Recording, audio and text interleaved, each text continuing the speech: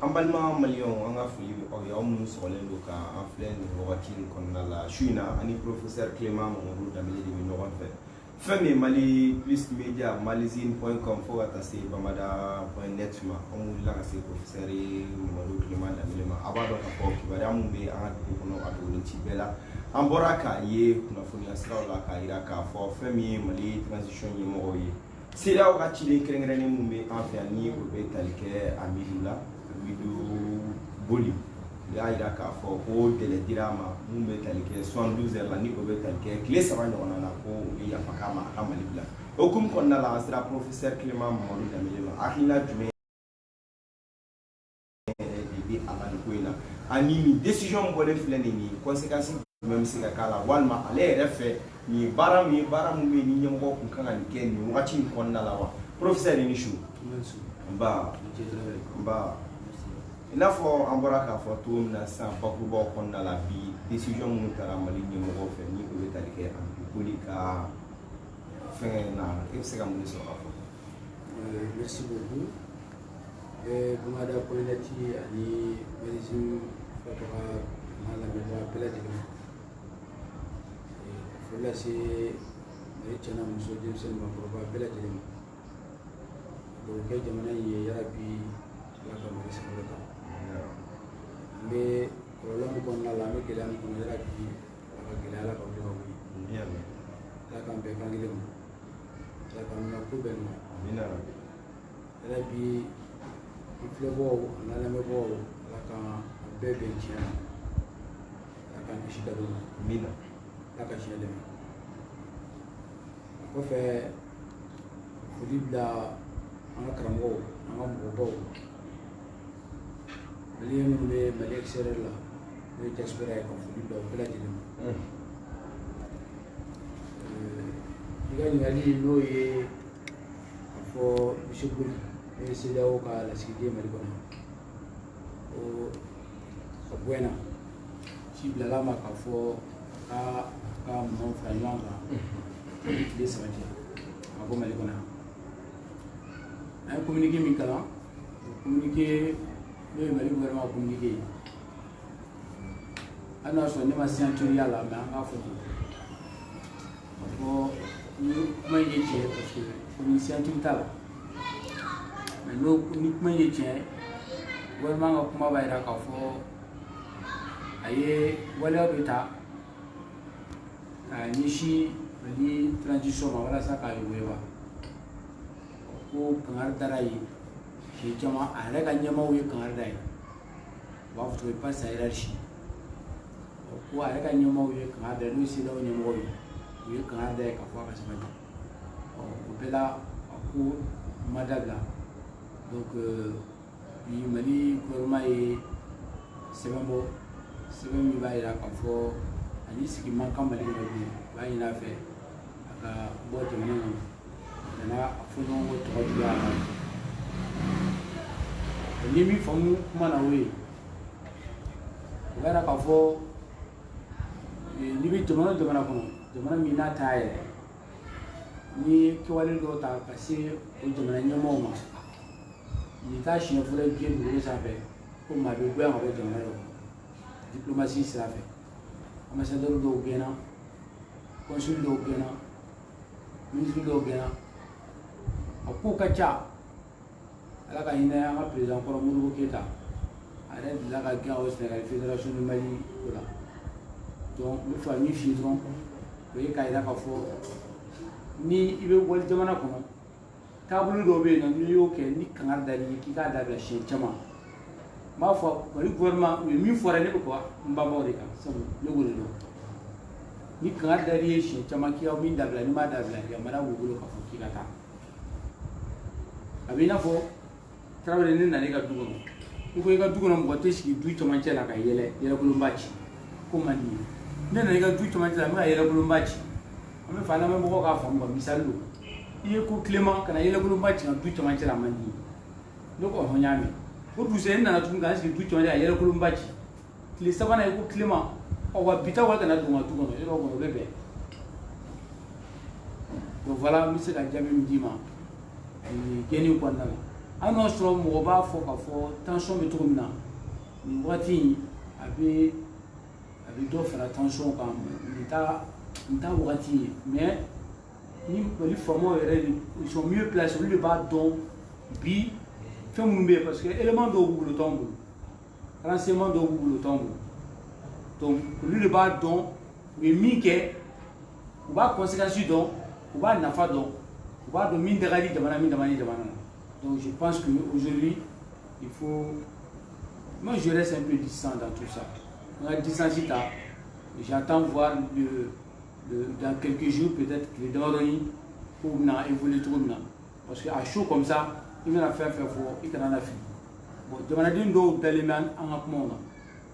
nan kuma na tusu la zo to daliman kuma kana kana mo do fi su do na mi do na fama yo fo ko kan dara yi ka ko ro dabla ani to bi cela jamana ko se ka transition yo ba ko kan dara ka re ka mo ko kan da fini kama dabla o ko bi ko ministre de affaires étrangères o ye yamara da bakaka abo jamana no o l'électrique le on ne min kala u b'a yira k'a fɔ ko kɔrɔ tɛ k'an bɔra CEDEAO la ko kɛlɛba ni CEDEAO cɛ basi wɛrɛ b'an ni CEDEAO cɛ o kɔrɔ ko halisa CEDEAO mɔgɔw k'a dɔn k'a fɔ Mali bɛ CEDEAO la wa n'u bɛ jɛ ka baara kɛ an n'u ka électrique taafan ye kelen wa Mali ma foyi yɛlɛma ni CEDEAO cɛ fo dɔrɔn CEDEAO ka lasigiden mais a taabolo ma diya an ka faamaw ye o k'a ka taa mɔgɔ wɛrɛ bɛ se ka Tarawele ni kuma in de bɛ se ne fɛ k'a fɔ nin ko in na. Ok, professeur an y'a ye Nations Unies mɔgɔw ka déclaration ni Choguel ko k'ala kɔni ma bɛn kelen kan mais o kɔni filɛ ye ultimatum kɛ k'a yira k'a fɔ octobre kalo tile 31 ni jaabi ma bɔ u bɛna sanction ta ka kɛ ɲɛsin Mali ma o bɛ se ka wele sɔrɔ ka fɔ ne bɛ min fɔ nin waati c'est que tile fila na n bɛ k'a mɛn mɔgɔ caman bɛ k'a fɔ an ka sira tɛ communauté internationale la min y'an diya an b'o kɛ dɔw yɛrɛ ko k'an bɛ bɔ CEDEAO la bon ne expert ɲininka pour que an ka bɔ CEDEAO la minimum o ye san fila ye pour que an ka se ka bɔ yɛrɛ k'an yɛrɛ ta an yɛrɛ ye o ye san fila mais n'i ko ko bi k'an ka wari dilan yɛrɛ c'est pas un problème a ka fisa dɛ an yɛrɛ k'an ka wari dilan yɛrɛ an ka bɔ CFA kɔnɔ mais Mali dɔrɔn b'a ka wari dilan yɛrɛ i n'a fɔ Mali wari mais ne bɛ fɛ ka dɔn an b'a garanti cogo di an b'an wari in garanti cogo di transaction internationale an b'a garanti cogo di bourse ni jamana wɛrɛw fɛnw na parce que wari dilanni o tɛ ko bɛɛ o tɛ imprimer dɔrɔn bɛɛ b'a dilan mais wari tɛ bien yɛrɛ wari ye valeur de donc moi je pense que n'an bɛ fɛ ka bɔ o ye labɛn de ka girin ka bɔ ka kumaw fɔ c'est pas ça o ye labɛn dɔw de bɛ kɛ sabati dɔw de bɛ kɛ olu bɛ kɛ sababu ye min b'a to an bɛ se ka an yɛrɛ bɔ nin ko in kɔnɔ an ka bɔ CEDEAO kɔnɔ o tɛ baasi ye mais an bɛ bɔ ni hakilisigi ani faamuyali dɔ de ye n'an girinna ka kɛ ni kɛlɛ ye ka kɛ ni pɛrɛn-pɛrɛn ye c'est à dire que émotion ni passion de bɛ mɔgɔ la ka bɔ dɔrɔn ka kumabaw fɔ ka wɔsi dɔrɔn k'i pɛrɛn-pɛrɛn wa an ka bɔ an ka kɛ tan an ka kɛ tan oui Mali ye pays indépendant ye Burkina est indépendant Niger c'est indépendant an bɛ an ka indépendance ta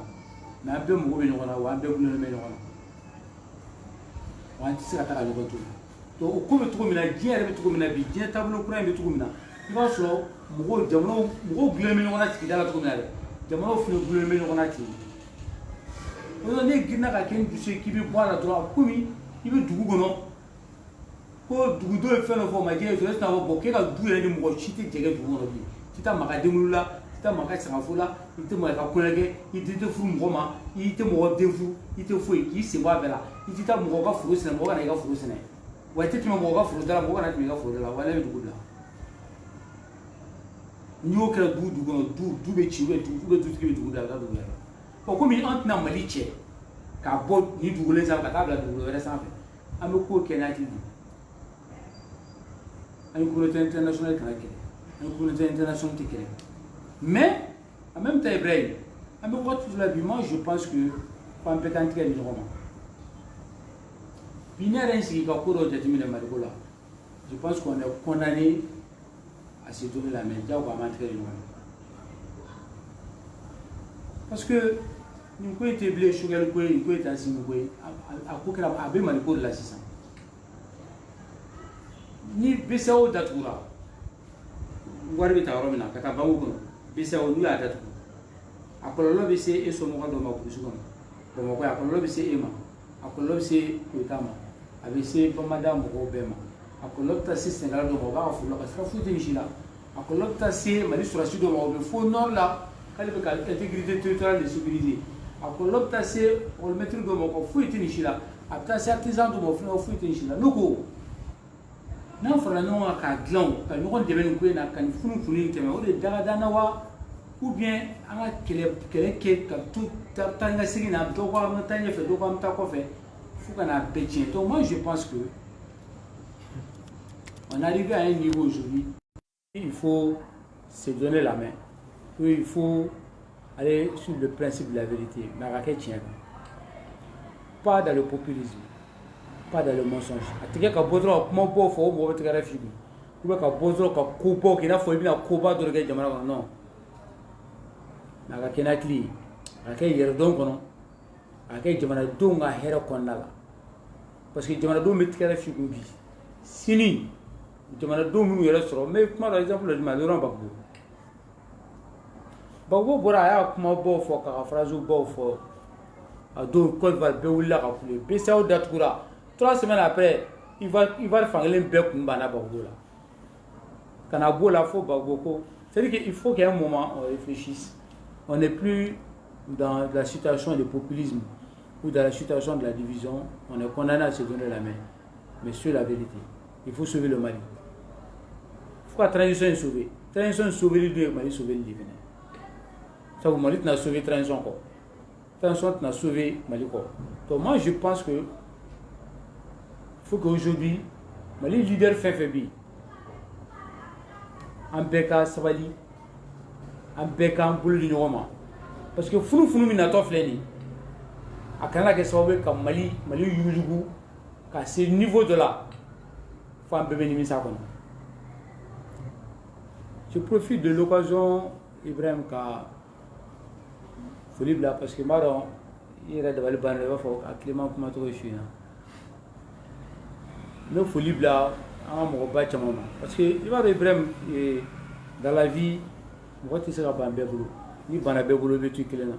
wa ni bana bɛɛ bolo i kelen mɔgɔ lankolon ni mais Ousmane Chérif Madela Aïdara Bankona Aïdara n bɛ foli ba k'a ye bi je lui rends hommage ne ka cɛkɔrɔba don ne ka mɔgɔba don ne ladibaga don. Mais foli bila Sufi Bilal ne fana ka mɔgɔba don n ka karamɔgɔ don n kanubagaba dɔ bɛ yen ale fana ko ka di n ye kosɛbɛ ne yɛrɛ ko ka di a ye kosɛbɛ a b'a fɔ ma k'a den ye nin ye a ka denmisɛnnin ne ye le cardinal Zerbo n bɛ Zerbo fo kosɛbɛ ka tila ka aw yɛrɛ baarakɛɲɔgɔn dɔw bɛ yen dɔw bɛ yen ko Idriss Martine a ye vidéo kɛ n y'a mɛn n ka mɔgɔ dɔ y'a ci ma. Avec conseil caman fɔ avec kuma caman ɲini fɛ Maliko la j'ai écouté j'ai tout écouté parce que n tɛ fɛn min lamɛn kosɛbɛ mais comme nin cira n ma ka insister ko fo n ka lamɛn donc n y'a lajɛ n y'a lamɛn je remercie M. Martinez fana fo n bɛ Ziko sinon Chiko Chiko n bɛ Chiko n b'a fo kosɛbɛ parce que ale yɛrɛ ye n wele n'ale kumana dɔ bɛ yen ko Kuyate a bɛ Paris n b'a fana fo. Ni Tungara, Segu Tungara, ne to k'a fɔ ko c'est urgent ni Segu Tungara n b'a fana fo a fana kumana n ka ko la ni si ma kuma gɛlɛn fɔ ma u ma neni u ma critiquer u bɛ kuma k'a jira k'a fɔ ko an ka fara ɲɔgɔn kan an ka Mali ko kɛ et moi je pense que ni bana nin bɛɛ bolo ne t'a dɔn i bɛ sɔn fɛn bolo bi ala kelen bɛ mɔgɔ kelen tɛ les Maliens m'ont beaucoup respecté les journalistes maliens vous m'aimez beaucoup et vous me respectez beaucoup ne ko ka di Mali journalistes kosɛbɛ a kɛra sugu sugu a kɛra télévision a kɛra radio a kɛra presse écrite a kɛra média web o aw bɛ ne ko ka d'aw ye n bɛ to ka waso k'a fɔ dɔrɔn n tɛ dɔrɔmɛ d'aw ma ni n'a sɔrɔ ko ne b'aw wele na fɛn kɛ n bɛ nin d'i ma ala kama a k'a fɔ ne min ye sutura ma yafi ma aw de bɛ ne wele souvent ne yɛrɛ de bɛ dɛsɛ interview la n bɛ sɛgɛn ne bɛ n ban ka interview k'aw caman fɛ k'a reporter mais parce que ne ko ka d'aw ye parce que a ye ɲɛ bɛ fɛn dɔ de la i b'a sɔrɔ ne yɛrɛ ɲɛ t'o la donc je vous rends hommage ce soir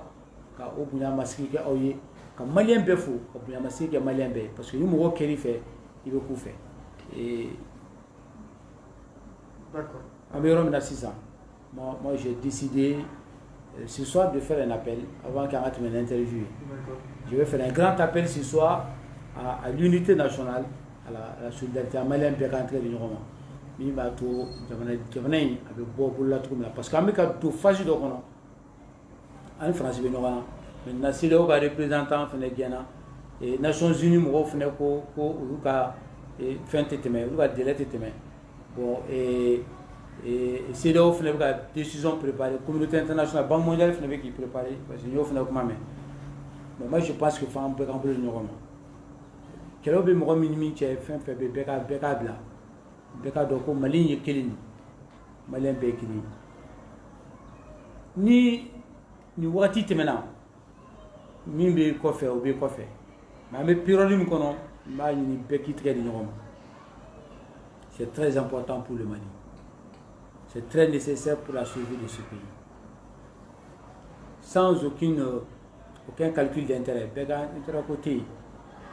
sur quel côté est-ce mon côté Mali koro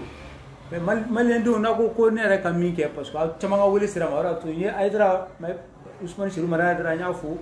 ye zerbo fo ka sufi blal fo ka al vidéo que la fait ye wole blama kan to fo ye me pefo maintenant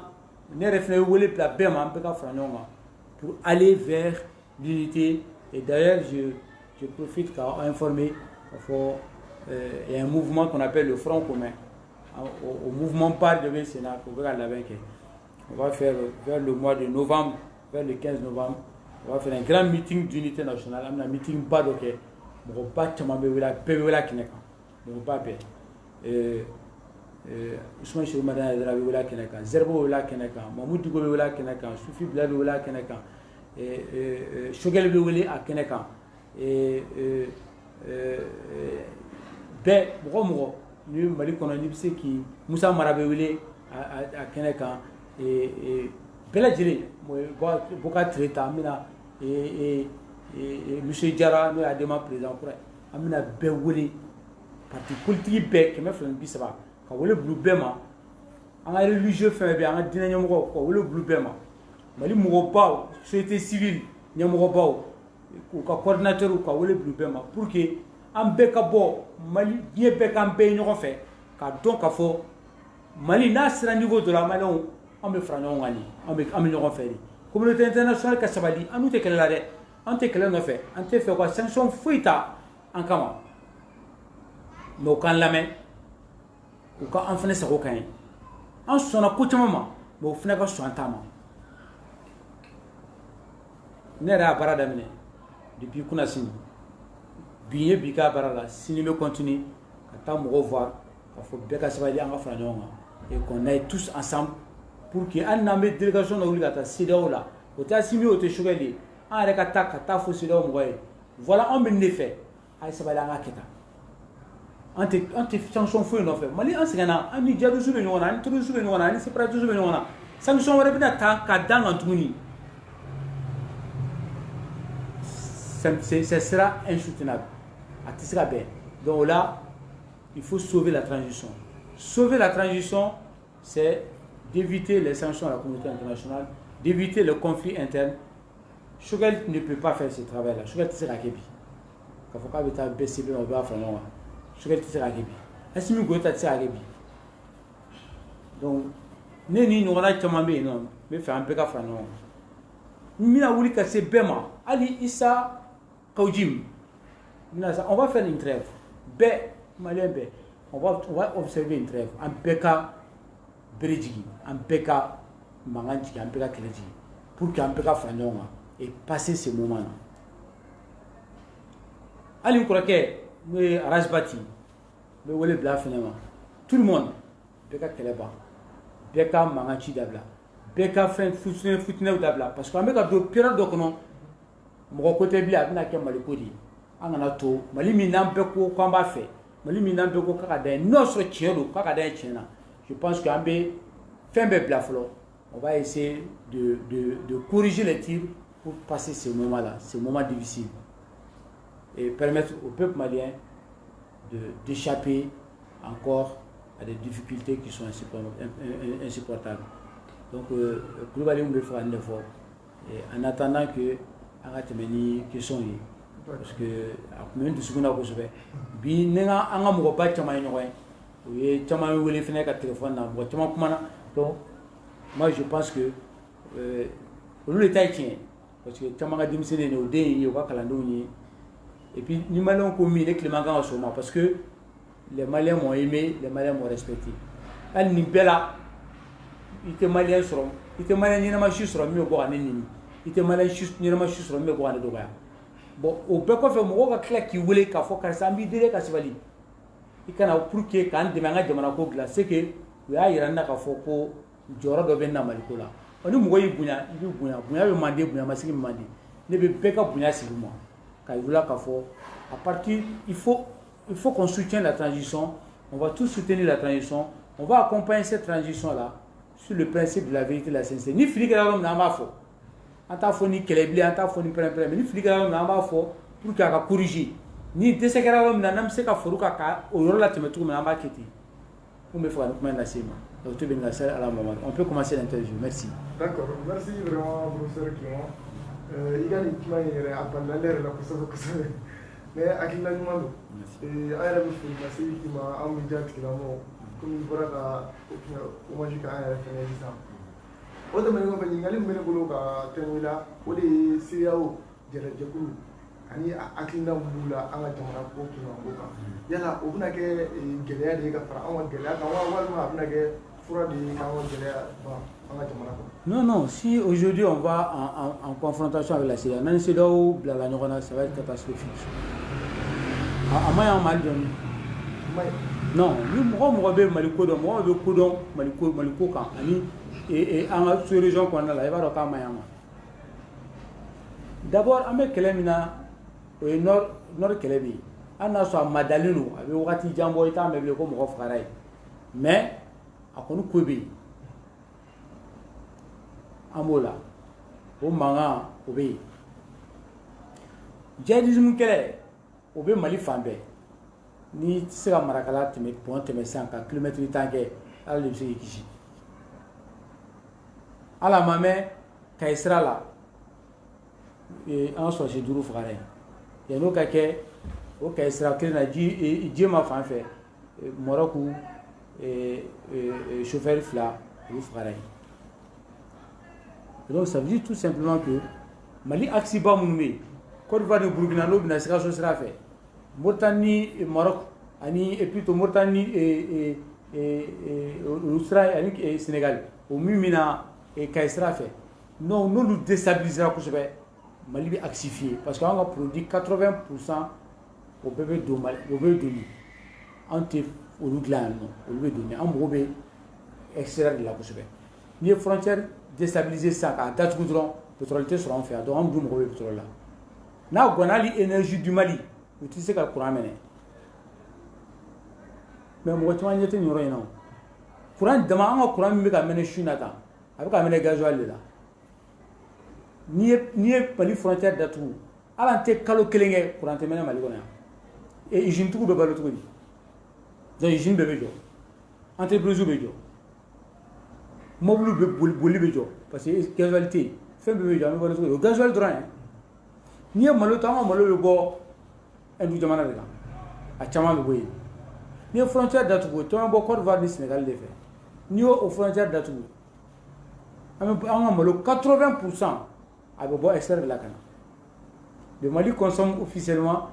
entre 615 et 680 000 tonnes par an. Sur les 615 et 680 000 tonnes par an, il y a presque 600 000 et plutôt il y a presque 450 000 tonnes qui sont importées. Donc, en Malo, il y a beaucoup de choses qui sont faites. En ce moment, au Brésil, ce que la production est, ce n'est pas assez suffisant en Mali couverture, en Mali Besson, mais avec le Brésil, les Canadiens. Les frontières d'Atou, à Tirana. On va me pas fort. Une frontière d'Atou, quand on a dit là. Non! Les frais de port. Non, tu as consommé, on ne va consommer. Comme ça, on a 12 000 me boué casso. Ni on a 12 000 tomber casso. parce que Gabougoute ne fait fio ne peut être dumuni te fait mais ni tra dumuni te fait mais trop même sara o dumuni boss son e ga so ne le kele ko bo clément e ga dumuni te bona ga so te dumuni te bla dama ni jonne la ne mo ngam de ma wo be net na dumuni ni la ke bli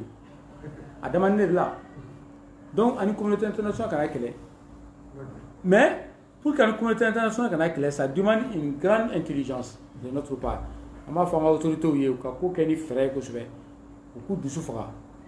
ko dusu jini ou kana son femme ou kana son joma yamare mais au cas keni frère mbato accrochage kelen inutile no ga dabla na fatala mo bi bolo bo kuna to blo so ma putala parce que ni ya ke to suku dala ka so fanga suku rotila ibni yere to fragiliser ni to fragiliser ka jamana don tsala mi supporter ko bla dala ko parce que ko e be faka ko do ke dron c'est pas bon donc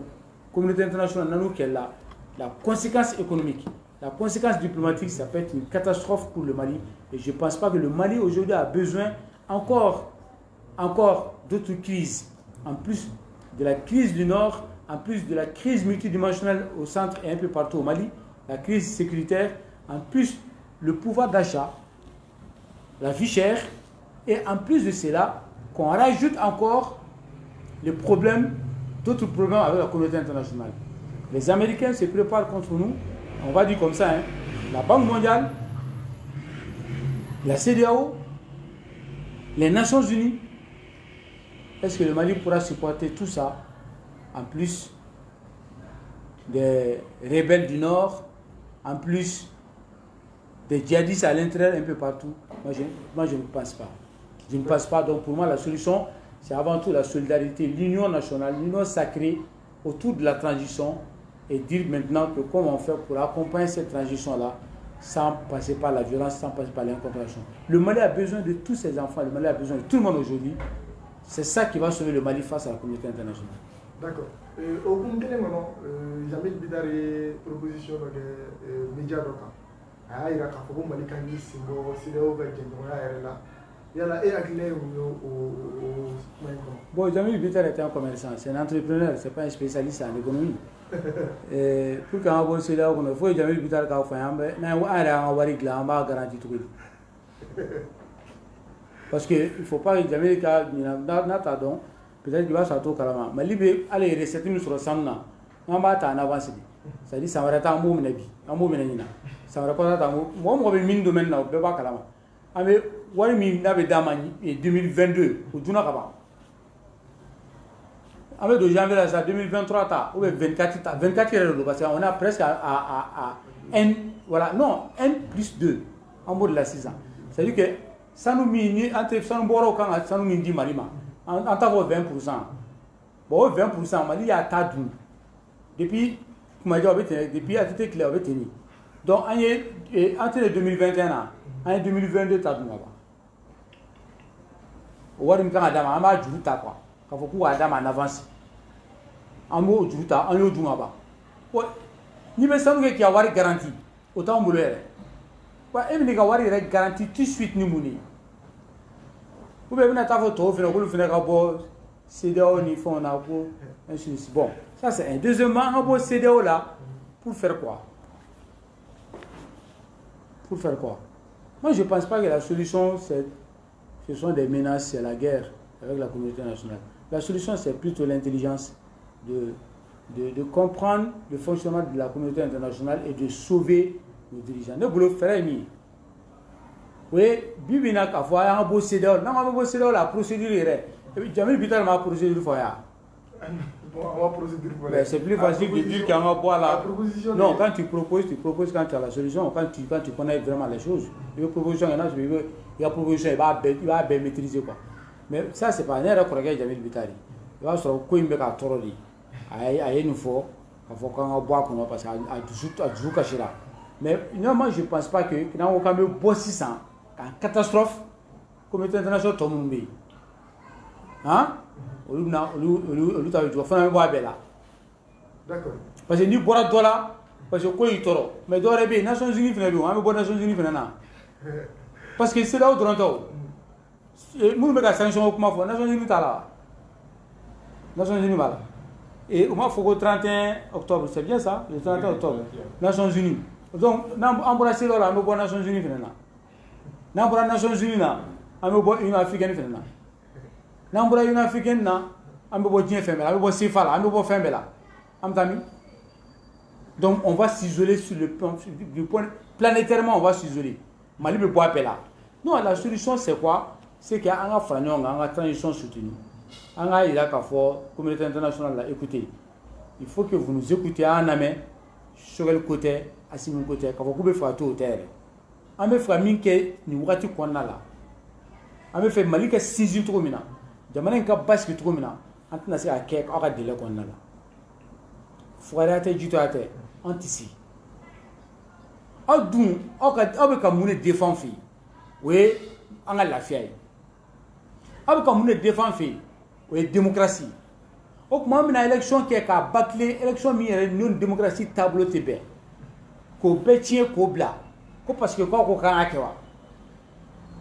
Obe fa ko giriba ka tula ka ke na ya ke akolo te dore bolo bi ne bisika wulan fe élection be contester ka bolo wala be wulan fe yalma no bolo wulan fe ka frani bolo ka awre be ni ga dese encore korole obe fa nga bolo wala wuli ka ke an reka tuguni wa sabo ambe fa so ko yalma obe fe malo nga fara tuguni ka sababu ke ko transition ke tugumanya anyeni kele banke sans durer en la démocratie vient na donc avoir la démocratie en fait si ça me fait la démocratie resizi quand demanda resizi nous va la refondation quand saisie fond quand tabio quand tableau quand nous mbato on va jamana ere bisika boy la mi mbato anga yere ma khona be kantai akanga ndeme ola akana mi ka foko shogen ni asimi be fa to fala kuda fa diewi o tisika ke maliko na ere akana mi ku be fa to 100 112 107 o tisika ke na me mi na ofe a to aka wakati ka duma wakati mi na mbebe be aka o no prolongation yi obe ke hukumu jume konna la ke tableau jume konna muni mu be ke o konna la wakati mu konna la amba sika foke ni me ke wakati ka benima ni me ke wakati ka benima ni me ke wakati ka benima na benkere oka joni jonde na o barake ni benkere oka ya toyi aka naje ako kele ni juru to na wala sa ango feneke mi ba to ampe sokobe sura o sokobe sura am sa kuma communauté internationale fait là et moi je propose même dans un meeting bana de former une commission qui va aller voir la CEDEAO amta CEDEAO voir amta Union africaine voir nous représentants de la amto voir je voulais ka fo asminga kumatini sugar ga kumatini ni malando re ga kumai ambe fait aka tontala ani oka je cheka o chemi abika nu fantisi o ko ne chen anu ko aka fama do ko kuba kama fo ya fo na filibe ko bela ne re climat kala ko la filibe ko la fu fila le chen la re ka laje antisi maintenant parti politique munumbe no lu ko fo élection ake benika joro o fena lu ka joro sabu charti de ko kalotani shi anga fama do libi nous ko se ake ku ba bato an da wuli ka sulu fena ma an na ke nyogon nyagar la boy ka ke na fo a do mo do ron da fo mo gore tu bulo mo tu ko an ni mo de bu ko o mo di fena ma lewni me fait me wole bla bi shogelma ka wole bla ba simi gotama ku jija o ka su fena ma ku lame o ka nyogon fam ka fo dorete ay sabali an wati do di nyogoma wati mana di nyogoma anga jega barake ni ma to jamana bo bulu kana keni kila kana ke nyogor ko la wa ka fo yo am ga ta sis la na sis mi fambo ke non aya to folo comme sis borama ala bi se akakola o kon la ma yini shogal fa ina simi fe akira parti fin fe munu ko no ko fin te fra transition ga si ga fo ka talisa wala sa benga ko la wala sa malien pe ga do dagle fa bo dagle fe o ba kishi e communauté internationale to ma ba ngere kishi ani nyon che boloma sabu la ni malien bakele ne ko kuma son o fina mangani o mani jamana ko o bise ka ko to fragiliser ka ta fe kana jomana e kare bom no kuti angana jomashila karadu ka jom wala ko e karsa te karsa bulo re mo ta no fe ni mo ta no fe ni mo mbora ka manganchi communauté internationale mana fo ko ni mo ngayin o fina malo ne re to anga sabali anga be kangenga mbe frane fo k'i ka kuma jaabi. I bɔra ka i da maga transition jɛɲako kuma la sisan yala ni transition jɛɲana ka Assimi to fanga la kosɛbɛ yala Mali tɛ risque coup d'état wɛrɛ la o kɔfɛ yan. Non, coup d'état wɛrɛ moi je vois pas pourquoi coup d'état wɛrɛ bɛ se ka kɛ. Parce que an ka jamanadenw dɔw bɛ yen komi i yɛrɛ bɔra parce que parti politique caman bɛ yen olu ko élection bɛ se ka oui, oui, mais moi je pense que n'an bɛ dɔ fara transition kan bɛnkan don sigikafɔ de don. C'est pourquoi mais k'a fɔ il faut mettre en avant le dialogue et non pas le forcing. Il faut mettre en avant le dialogue et non pas la politique politicienne. An bɛ politique kɛ jamanadenw b'an bolo bi mɔgɔw bɛ ka girin vive la transition mɔgɔw bɛ donc an bɛ sin ka ko ta dɔrɔn ka taa biri dɔrɔn ka tɛmɛ n'a yɛrɛ o de bɛ na ni kɛlɛ o de bɛ na ni tiɲɛni. Ce que moi je propose. Minnu ko ko to fɛn kana fara transition kan aw n'a ka jo don dɛ parce que o de sɛbɛnna sɛbɛn kɔnɔ an b'a fɔ n ko jo tɛ dɛ an b'a fɔ n ka to maliyɛn dɛ non on veut tout simplement qu'ensemble on regarde la réalité en face et qu'on trouve la solution ensemble an bɛɛ k'an sigi an ka lajɛli kɛ k'a dɔn k'a fɔ tiɲɛ don a bɛ sɛbɛn kɔnɔ charte de y'a fɔ a bɛ fɔ don min na o y'o don tiɲɛ ye nka an ɲɛ b'a la bi Dawuda k'a fɔ fɛn dɔw de bɛ yen min b'a to bɛnkan in an bɛ se k'a lajɛ dɔɔni k'a torin dɔɔni n'o bɛnkan kɛra o tɛ Assimi ka bɛnkan ye dɛ o tɛ Choguel ka bɛnkan ye o tɛ gouvernement ka bɛnkan ye o ye maliyɛnw de ka bɛnkan ye o bɛnkan in bɛ a kana kɛ dɔ ka dimi kan a kana kɛ dɔ ka ɲɛkumu kan a kana kɛ dɔ ka tɔɔrɔ kan mais o b'a jira k'a fɔ wuli ka kɛ ka taa se mɔgɔw ma minnu ko fɛn tɛ fara kan a wuli ka taa s'u ma an ka n'u bila kɛrɛfɛ k'u kɛ i n'a fɔ mɔgɔ ka sira t'u la u bɛ mankan ci la o hawo de don ka kɛ i n'a fɔ réseaux sociaux Mali tɛ jɔ réseaux sociaux kan dɛ Mali président fɛn fɛn kɛlɛko tɛ dɛ mais Mali président fɛn fɛn bɛ ko vidéoman de bɛ soutenir k'i kɛ fɛn dɔ i bɛ k'i yɛrɛ nɛgɛn vidéoman fɛnɛ ye maliyɛn den ninnu mɔgɔ kelen don a bɛ bɔ k'a ta fɔ wa dɔw b'u ka so de olu bɛ commentaire kɛ bɛɛ la. Par exemple dɔw bɛ yen n'u ye ne ye sisan olu t'a miiri ne bɛ ka kuma min fɔ u bɛ sin ka nɛni kɛ u b'a fɔ kɔni e ka carrière banna e on va pas t'écouter u t'a ɲini ka dɔn yɛrɛ ko ne bɛ ka min fɔ o fana bɛ yen jamana bɛ jɔ ten wa bon n'i ta olu fɛ dɔrɔn ko popularité bila i bɛ k'i yɛrɛ sɛgɛn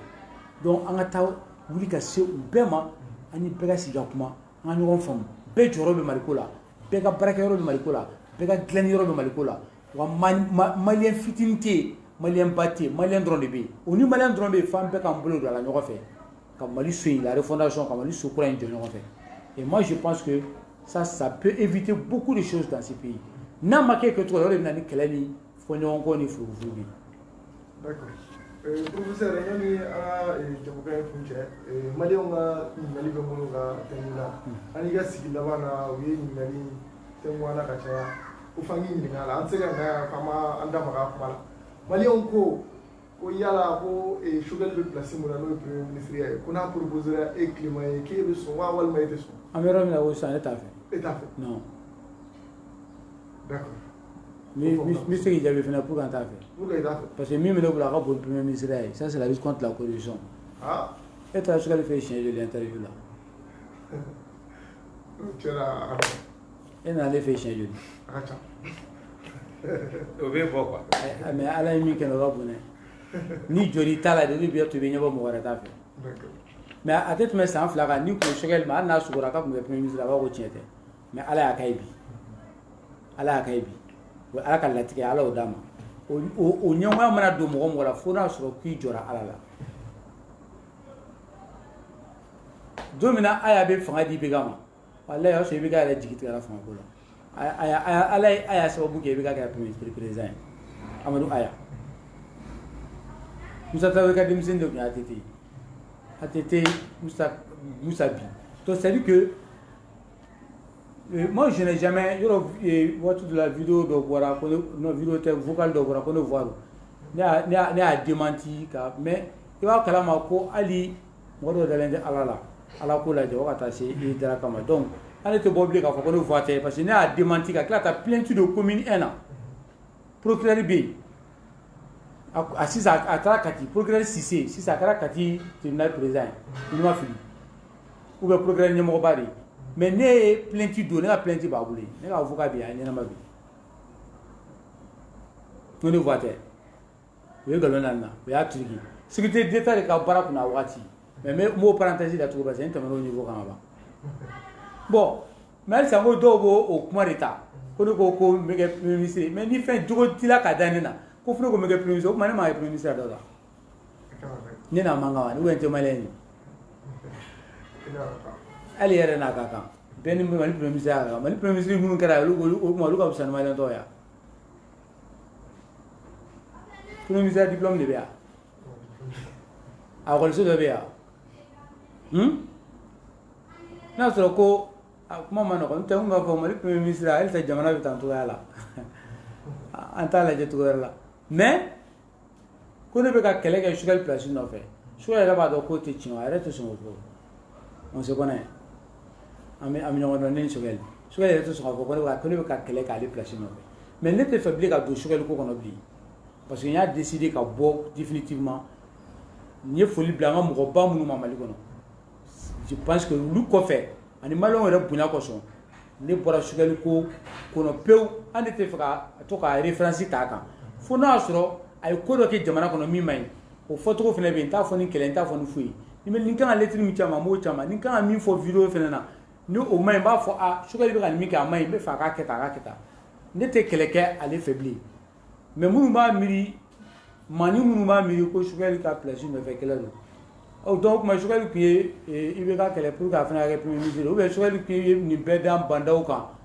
ani motawan ga pour ka premier ministre da parce que ni mo ka la bu ko place ne fait kelelo ko beta ori nta sugali rek le jama ngane ni kuma ndama di sugali yara la mais ne ko rakero mais na te kele bli